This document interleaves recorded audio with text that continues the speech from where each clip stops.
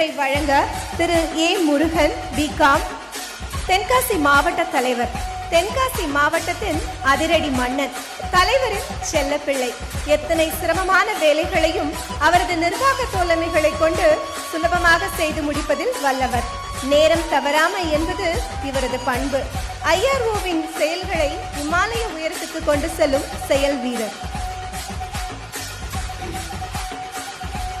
காணக்குயில்களாய், காவிய மயில்களாய், திக்கட்டும் திசையெங்கும் திசை மாறா பறவைகளாய், பாச மலர்களாய், பந்தத்தின் தீபங்களாய், வீரம் தெரிந்த இந்த நெல்லை மண்ணிலே நடக்கக்கூடிய சர்வதேச உரிமை கழகத்தின் முதல் மாநில மாநாடு என் பாசமிகு அண்ணன் திரு எஸ்.கே. கால்ராஜ் பாண்டே அவர் தலைமையிலும்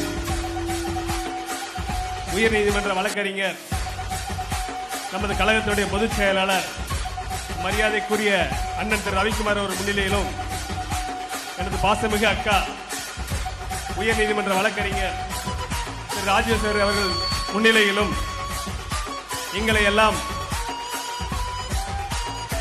நெல்லையிலும் தென்காசி மாவட்டத்திலும் ஒரு ஓரத்தில் இருந்த எங்களை இன்று தென்காசி மாவட்ட தலைவர் முருகன் என்றால் தமிழகத்தில் இருக்கக்கூடிய அத்தனை பேருக்கும் தெரியக்கூடிய ஒரு இயக்கத்தை வழிநடத்திக் கொண்டு என்னை இந்த உலகுக்கு அறிமுகப்படுத்திய எங்களின் மன்னவன், எங்களின் தங்கம், எங்களின் உயிர் நிறுவன தலைவர் மோசு செல்லத்துறை அவர்களை வருக வருக வருக என தென்காசி மாவட்ட சார்பாக இருகரம் கூப்பி வரவேற்கிறேன். என்னுடைய அழைப்பை ஏற்று